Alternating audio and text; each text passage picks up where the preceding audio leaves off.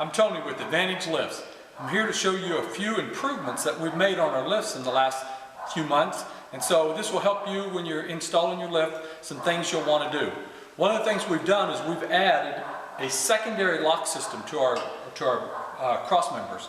So what we have is a cable will run around on the outside of this.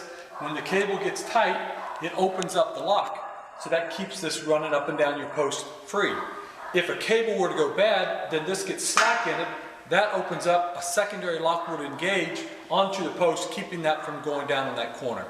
So when you're going to put this together, what you want to do is you want to strap this open so that you can slide this through your post easier. So what you want to do is take a zip tie, go through this hole right here on the side of the bucket,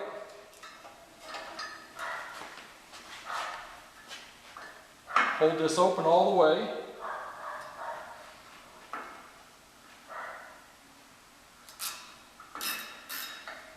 and just zip tie that all the way open. That will keep this lock disengaged, so it makes it easy to slide on. You'll leave this all the way until you're ready to run the lift up. Then I'll show you how you'll cut that and it'll be ready to go. Another important part, when you're routing your cable, you get to this point, you're going to route the cables. A question always comes up is which side of this pulley of this cable slack lock lever do I run the cable on? So what you're going to do is run this on the outside, so that when the cable gets tight, it pulls the lever to the post. If you ever had a cable problem, this would open up and then your lock would engage, and this would engage in one of these lock holes, keeping the lift from going down at that point. So it's a safety bar all the way around.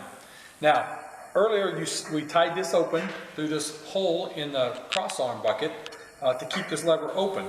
And so you will, once we get it all up and running and you actually raise the lift up, then you will attach this one. You'll cut the zip tie and attach this to it to hold your sliders in place. But you don't want to do that until after you get the cables all taut, you're raising the lift up, then it's sitting on the back side of this pulley, then you cut your strap ties. Another advantage we have that we've added to our lift is called a limit switch. This limit switch is going to determine how high we go up with our lift. If you happen to have a low ceiling garage, a 10 foot, let's say, and you're worried about hitting the top of your car to the roof, this limit switch is going to be a great thing for you.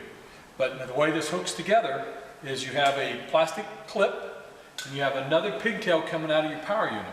You must connect these two in order for the power unit to run.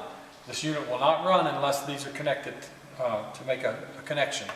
Now, once you get this and you determine how high you can go up to your garage before your car is going to hit the top, then you can either mount this with two little self-tapping screws, or you can use what we call just a double-sided stick tape. It's called extreme tape. You can buy it at all the box stores and put that on there, and that allows you to be able to adjust it.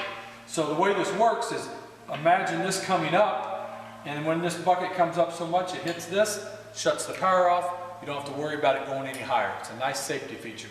So that you can mount this around on the inside like this. If you have 11 foot to 12 foot ceilings, most of the time you won't use this. So what you would do is just wrap it, I usually just wrap it around the post here, like so, and then just let it hang so it's out of the way.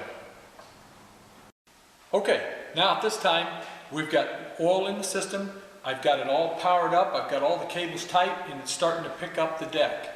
At this point, I want to go ahead and cut off my strap ties here because my cable is on the outside of the pulley. It's taut, so it's holding that lock open. So I won't need this to hold that open anymore.